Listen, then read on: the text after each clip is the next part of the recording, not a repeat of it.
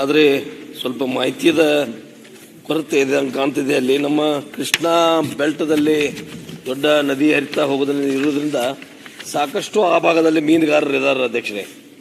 ಆದರೆ ಅವರಿಗೆ ಸೌಲಭ್ಯಗಳ ಕೊರತೆ ಭಾಳ ಇದೆ. ಆ ಸೌಲಭ್ಯದ ಎಲ್ಲ ಕೊರತೆಗಳನ್ನ ಕೊಡಬೇಕು ಅನ್ನೋಂಥ ವಿನಂತಿಯನ್ನು ನಾನು ತಮ್ಮ ಮುಖಾಂತರ ಮಾಡ್ಕೋತಾ ಇದ್ದೀನಿ. ಇಲ್ಲಿ ಮನೆಗಳ ಅಧ್ಯಕ್ಷರೇ ಇಡೀ ಮತಕ್ಷೇತ್ರಕ್ಕೆ 7 ಮನೆಗಳನ್ನು ಕೊಟ್ಟಿದ್ದಾರೆ. ಸಾವಿರಾರು ಜನ ಕುಟುಂಬದ ಮೀನುಗಾರರು ಇರೋದ್ರಿಂದ ಈ 5 ಮನೆಗಳು ಕೊಟ್ಟರೆ ಸಾಲದಲ್ಲ. ಅದಕ್ಕಾಗಿ ಹೆಚ್ಚಿಗೆ ಒಂದು 100 ಮನೆಗಳಿದ್ರೆ ಒಂದು ವರ್ಷಕ್ಕೆ ಕೊಡಬೇಕು ಅನ್ನೋಂಥ ವಿನಂತಿಯನ್ನು ತಮ್ಮ ಮುಖಾಂತರ ಮಾಡ್ಕೊಳ್ತಾ ಇದ್ದೀನಿ. ಜೊತೆಗೆ ಅಧ್ಯಕ್ಷರೇ, ಈ 2 ವೀಲರ್ಸ್ಗಳನ್ನು ಮತ್ತು ಆ ಕಿಟ್ಗಳನ್ನು ಕೊಡುವಂಥದ್ದು ಸಹಿತ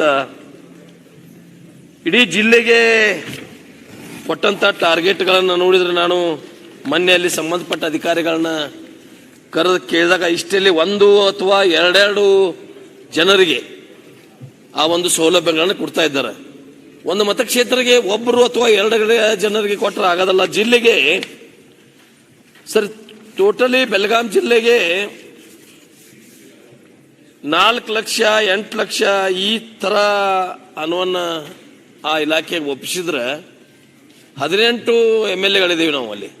18 ಮತಕ್ಷೇತ್ರ, ದೊಡ್ಡ ಜಿಲ್ಲೆ ಸರ್ ಕರ್ನಾಟಕ ರಾಜ್ಯದಲ್ಲಿ. ಅದಕ್ಕಾಗಿ ನಮಗೆ ಹೆಚ್ಚಿಗೆ ಅನುದಾನವನ್ನು ಕೊಟ್ಟು ಅಲ್ಲಿಯೂ ಮೀನುಗಾರರ ಎಲ್ಲ ಭಾಳ ಬಡತನದಲ್ಲಿ ಬರುವಂತಹ ಮೀನುಗಾರರು ಅವ್ರಿಗೆ ಜೀವನ ಉಪಾಯಕ್ಕೆ ಬಹಳ ತೊಂದರೆ ಆಗ್ತಾ ಇದೆ. ಅದಕ್ಕೆ ಹೆಚ್ಚಿನ ಅನುದಾನವನ್ನು ಕೊಡಬೇಕು ಮತ್ತು ಮನೆಗಳನ್ನು ಸಹಿತ ನನ್ನ ಮತಕ್ಷೇತ್ರದಲ್ಲಿ ಆ ಜನರ ಒಂದು ಜನಸಂಖ್ಯೆ ಮೇಲೆ, ಅವ್ರ ಕುಟುಂಬದ ಮೇಲೆ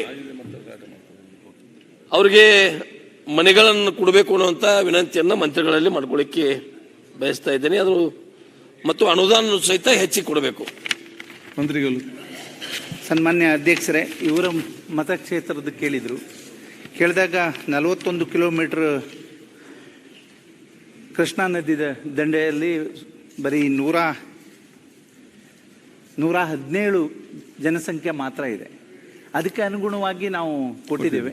ಮುಂದಿನ ದಿನದಲ್ಲಿ ಪರಿಶೀಲನೆ ಮಾಡಿ ಅವರಿಗೇನು ಕೊಡಲಿಕ್ಕೆ ಸಾಧ್ಯ ಆಗ್ತದೆ ಅದನ್ನು ಮುಡಿಸುವಂಥ ಕೆಲಸವನ್ನು ಮಾಡ್ತೇವೆ. ನಾರ್ತ್ ಫಸ್ಟ್, ಉತ್ತರ ಕರ್ನಾಟಕದ ಆವಾಜ್.